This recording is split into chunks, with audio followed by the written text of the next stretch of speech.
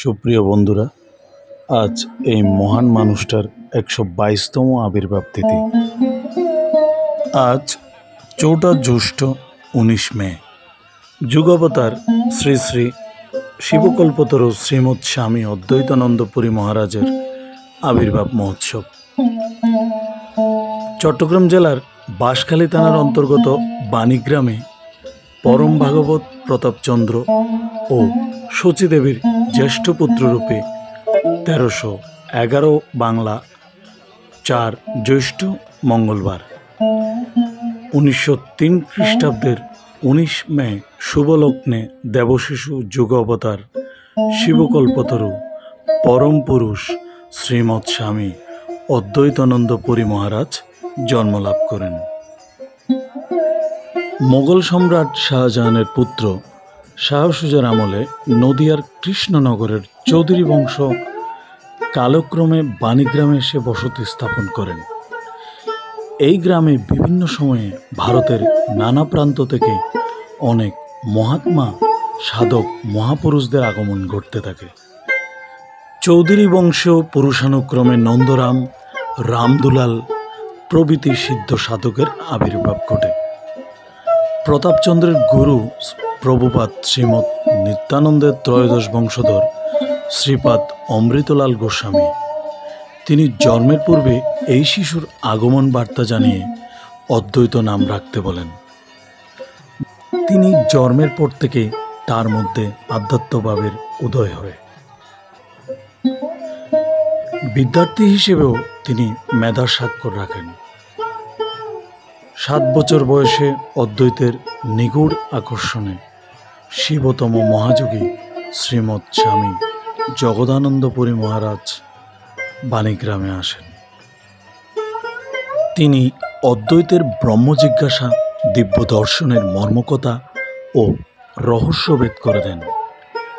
শ্রীগুরু জগদানন্দ অদ্বৈতকে যোগদীক্ষা প্রদান করেন। গুরু সান্নিধ্যে সাধনার পথে নানা শিখর তিনি অতিক্রম করে যান। তিনি 1923 খ্রিস্টাব্দে বাণীগ্রামে উচ্চ বিদ্যালয় থেকে তিনি অঙ্ক ও সংস্কৃতি শাস্ত্রে ল্যাটার নিয়ে প্রথম বিভাগে প্রবেশিকা পরীক্ষায় উত্তীর্ণ হন। অতঃপর সংস্কৃত শাস্ত্র ও দর্শনের উচ্চতর উপাধিগুলো অর্জন করেন। বংশগত বৃত্তি আয়ুর্বেদীয় চিকিৎসায় তিনি ব্যুৎপত্তি লাভ করেন এবং এই পেশায় নিয়োজিত থাকেন পিতার সহায়ক হিসেবে। বাড়িতে আর্য চতুষ্পাঠী নামে সংস্কৃত টোল খোলেন। গ্রামের কিশোরদের নিয়ে তিনি ভক্তির ডোর ও বিত্রসংহার নামে 2টি নাটকও পরিচালনা করেন। তার একান্ত অভিলাষ ছিল গৃহত্যাগ করে পরিব্রাজক সাধুরূপে নির্জন বনে চলে যাওয়ার, কিন্তু পিতা প্রতাপচন্দ্র তাকে সংসারে থাকতে বাধ্য করেন এবং গুরু মহারাজ স্বামী জগদানন্দ তাকে নিবৃত্ত করেন। গুরুদেব তার পরিব্রাজনের সঙ্গী করে অদ্বৈতকে নানা তীর্থ পরিক্রমা করেন। তিনি তাকে বিদত সন্ন্যাস প্রদান করেন। সন্ন্যাস নেওয়া নহে সন্ন্যাস, হওয়া বিদত সন্ন্যাস অন্তরে ফল ত্যাগে।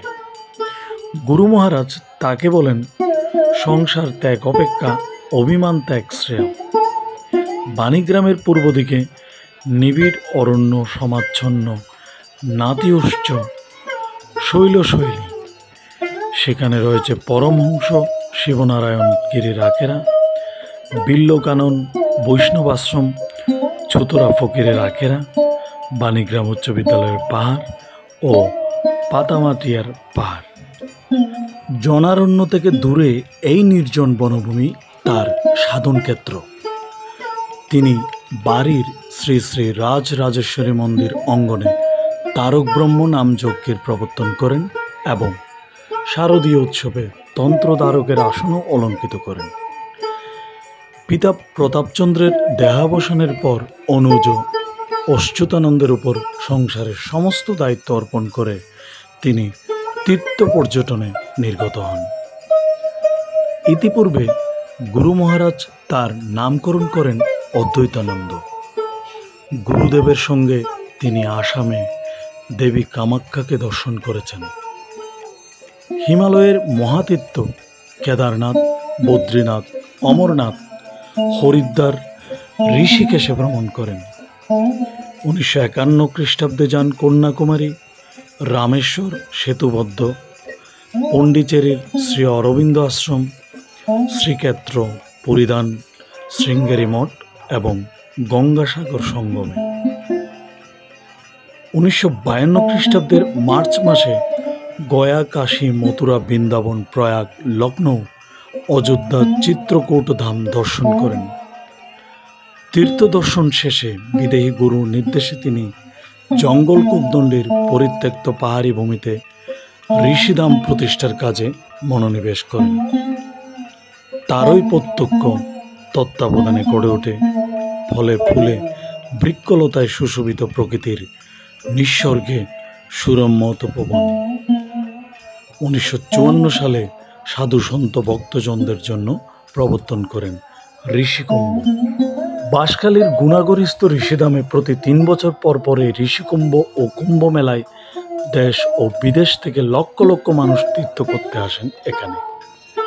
তিনি শুধু ঋষি নন, লিখে গেছেন বহু ধর্মীয় গ্রন্থ। তার মধ্যে উল্লেখযোগ্য গীতায় গুরু শিষ্য, শ্রী শ্রী 10 মহাবিদ্যা, শালেগ্রাম তত্ত্ব, শিবলিঙ্গ তত্ত্ব, গীতা মাধুকরী, ধর্মপ্রবেশিকা ও উপাসনা পদ্ধতি। 1961 সালের 18 মে তারিখে তিনি চট্টগ্রাম শহর নন্দনকাননে অবস্থিত শ্রী শ্রী তুলসীরামের মহান্ত রূপে অভিষিক্ত হন। চট্টগ্রাম সহ সারা দেশে তার লক্ষ লক্ষ ভক্ত শিষ্য রয়েছে। 1966 খ্রিস্টাব্দের 16 এপ্রিল শনিবার তিনি মদন মোহনজির সন্ধ্যারতি চলাকালীন মহাসমাধিতে মগ্ন হন।